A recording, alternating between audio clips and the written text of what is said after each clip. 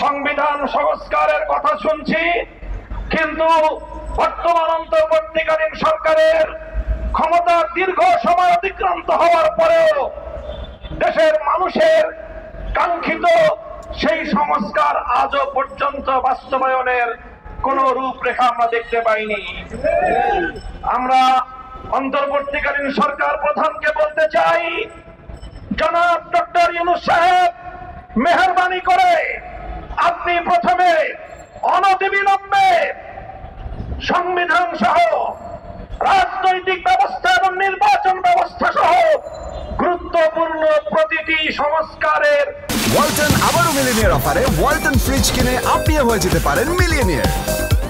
Millionaire ছড়াছড়ি দেশ জুড়ে, এটা শুধু ওয়ালটনই পারে। রোডম্যাপ ঘোষণা করেন, কবে নাগাদ আপনারা এই সকল সংস্কারগুলো করবেন? এই সংস্কারগুলোর একটা রোডম্যাপ ঘোষণা করেন।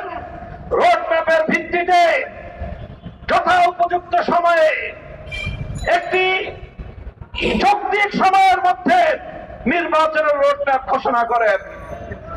আর সেই নির্বাচন বাস্তবায়নের আগে বাংলাদেশের হাজার হাজার মানুষের রক্তের দাগ লেগে আছে যে খুনি ফ্যাসিবাদী শেখ হাসিনা এবং তার খুনি মন্ত্রিসভা এবং প্রশাসনের হাতে, তাদের বিরুদ্ধে আইনানুগ ব্যবস্থা গ্রহণ সহ তাদের বিচার কার্যক্রমকে দৃশ্যমান পর্যায়ে উন্নতি করতে হবে।